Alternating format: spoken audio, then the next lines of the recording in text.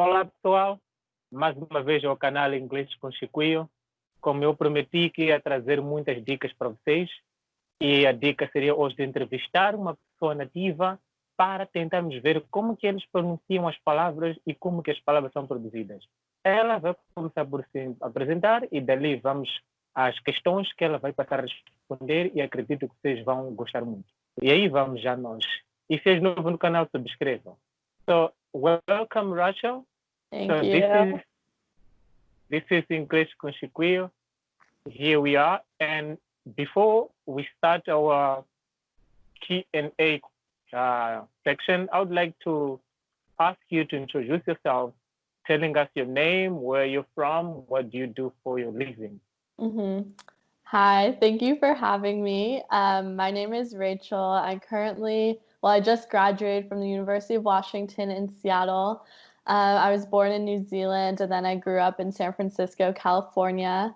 I studied international studies here at the UW, so I'm very interested in foreign politics and getting to know people from other cultures.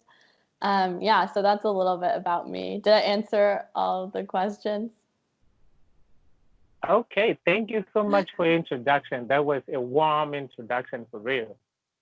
So, Rachel, I would like to know, why did you choose to study international relations? Was that what you studied, like international relations?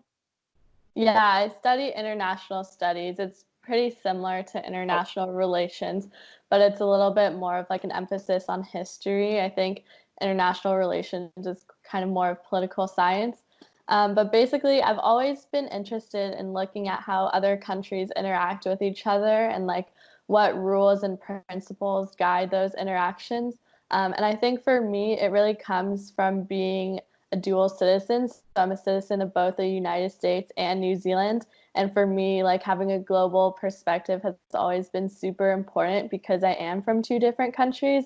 And so I've always kept in mind that the US perspective is not the only perspective of the world. The New Zealand perspective is not the only perspective of the world. It's really important to look globally and to think outside of your own country and see what other people are thinking about, what topics are most important to them, and how we can collaborate and work together on those big global issues. Wow, something so amazing. It sounds sweet. I can feel from you. And I think you really acquired so many stuff. And one thing I noticed, I think you have graduated very recently. So how do you feel graduating, feeling like you're still newly one? How do you feel that? Well, it is very recent. My graduation ceremony for my department was just yesterday, so it's brand new. But I'm super excited to be starting on this new phase of my life. I think I'm excited to apply what I learned in my international studies classes to real world applications. I'll be working in schools next year, so I'm excited to get into that community-based service a little bit more.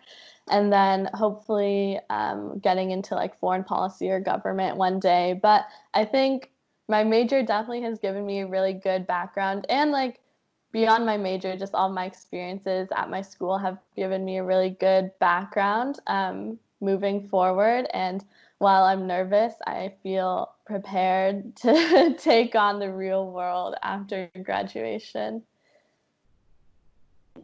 Yeah, thank you so much. I think now you are going to a new life, and you are going to have a new state to be accomplished from now, and you have new challenges to be done. You were once a student, and now you want to stand in front and work with students, getting to know how do they act when you teach, when you show them what is done. But I think it's a big privilege to be able to work with students. I've done it before. I had an internship last year where I was working in a high school, and honestly, as a tutor or as a teacher, you can learn as much from your students as they can learn from you. And so I think it's really important to kind of have that humility with you when you're in schools, but whatever space you're in, just remember that those around you can teach you so much, and to just appreciate everything that you can learn from your experiences. Wow, that's true. I remember once that someone told me that when you were in the class, remember, that's not a place for you to show off. It's a place for you to learn from the students, and try to monitor them in their learning process. It means that when you are in that field, then you get more from the students. You cooperate instead of competing with them. That is something so amazing. So Yeah. one more question. Yeah. Any comment? Do you want to comment on that? No, I agree with that too. I think competition in classrooms is not super helpful, and it's good to create a learning space where everyone can feel heard and everyone can feel like their voices are respected. And it's not, it's good to like make mistakes when you're learning sometimes. I know for me, I've made so many mistakes throughout my education, but the more important thing is like, were you able to learn from those mistakes and were you able to grow from them? So I agree with you. Yeah, yeah, that's amazing. I still understand, and I emphasize that that's amazing.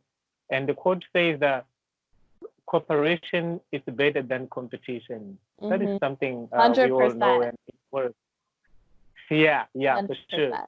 So, as someone who studied international studies, so how did you get to know what is diversity in your perspective after this time you went through studies and getting to know people? I remember, or I still understand, like I still know that you have dealt with people from different countries, people from different areas, to work with people coming from other places, coming from other countries.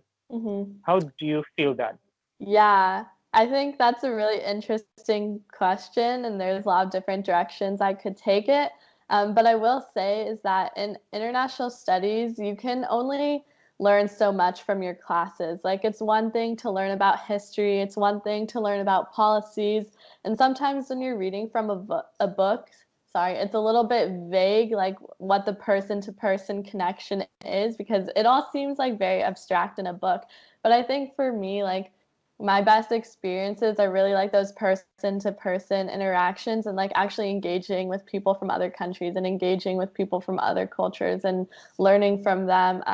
So I think for me, I kind of made that a priority throughout my undergraduate degree of like getting out into those real world experiences and doing learning beyond the classroom. So I was privileged to be able to study abroad in Japan for 3 weeks in the summer of 2018, and that it was only a short time, but it was so cool to be like learning in a new country. And we did a seminar like comparing Japan to the US, and every day we were actually like out exploring the country and exploring new cities. So that was super cool.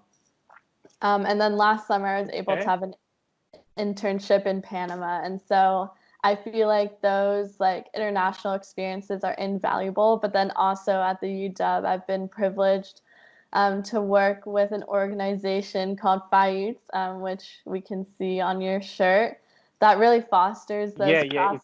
yeah, it really fosters those cross-cultural connections, but within like this very local community.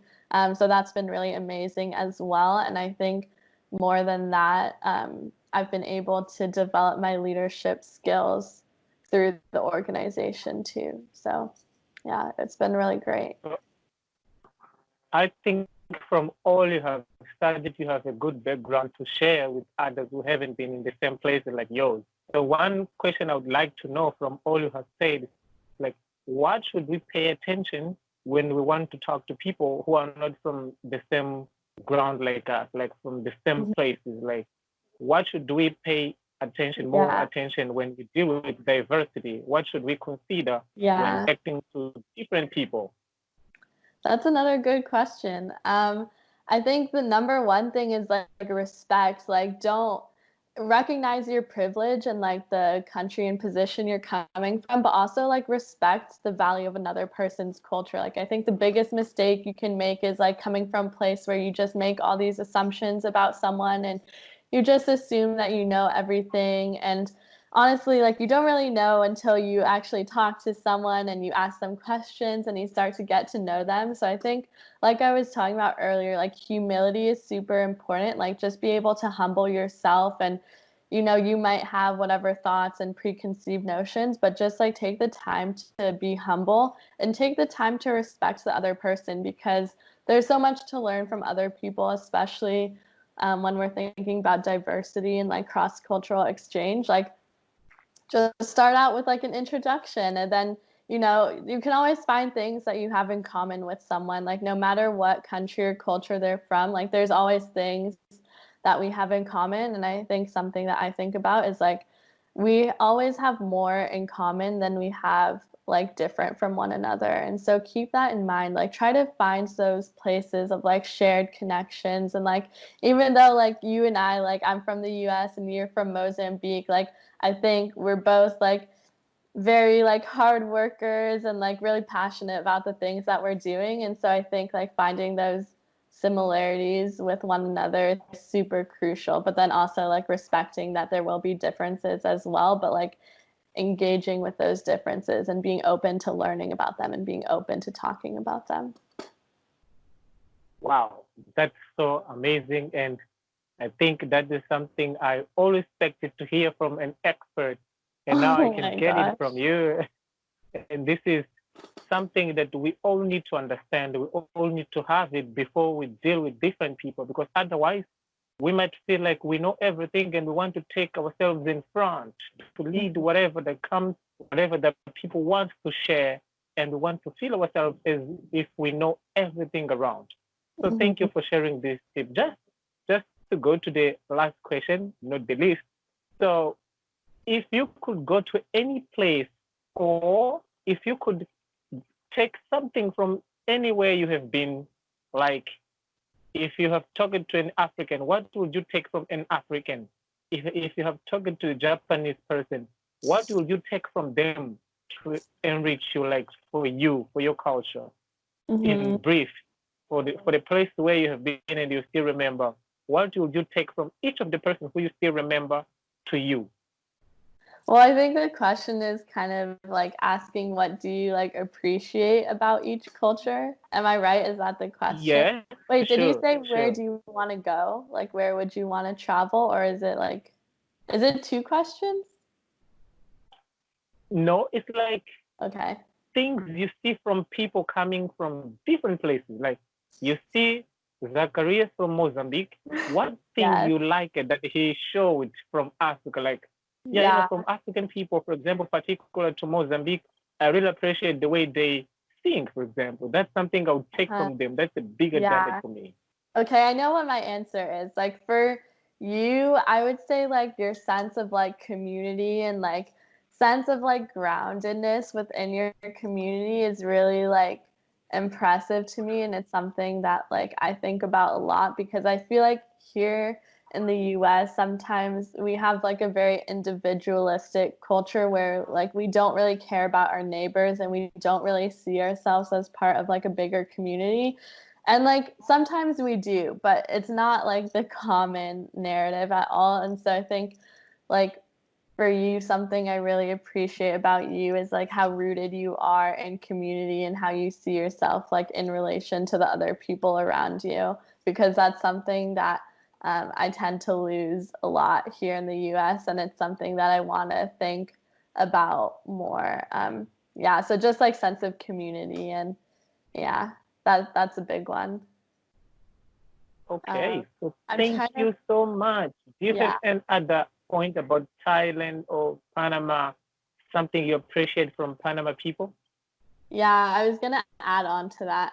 I think like in Panama, I mean, I learned a lot of different things because I was there for 2.5 months, but I think like people don't take life like quite as seriously. Like they have like they know how to have fun, like if that makes sense. Like I think I can Yeah, appreciate yeah, for people sure. who are like they make the time for like fun, and like even at like restaurants and stuff, like no one is rushing you out of the restaurant because no one is trying to rush too quickly from place to place. Like it's okay to just like sit down, enjoy, relax, and just like take the time away from like work or school or whatever other commitments you have and just like relax. Like, I mean, to compare it to the Yeah. US, I think we kind of rush around a lot sometimes. I know I've been guilty of that, of like not really thinking, but just like trying to get from one thing to another. And I mean, it's hard when you're so busy.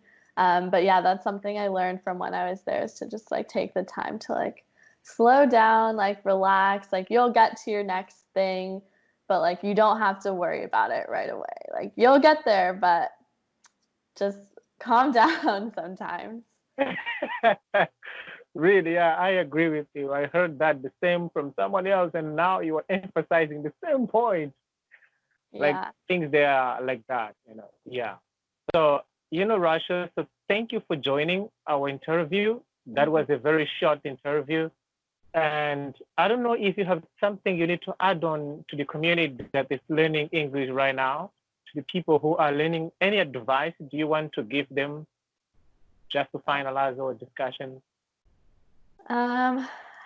I think it's good to be consistent. So practice as much as you can, but also like there's value. I know for me when I was learning Spanish, like there's value in just like watching like videos that aren't like necessarily about like learning the language, but just seeing the language in practice. Like I know for me with Spanish, I watched a lot of like Spanish soap operas and like that helps me a lot with the language and you get to pick up the slang a little bit and I know I can like talk kind of fast sometimes, so I hope I didn't speak too fast today.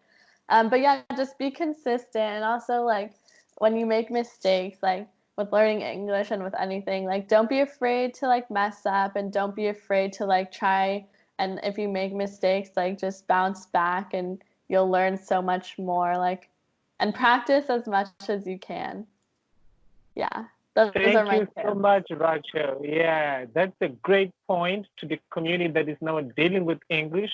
And I wish people, from your perspective, people will feel confident, will feel something that is rich for them to understand that persistence and lots of practice and not to be afraid to expose themselves to the language is something that will let them grow.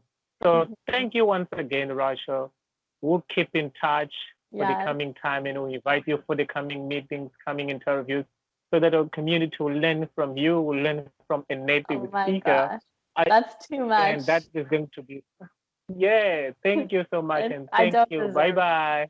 Bye. Thank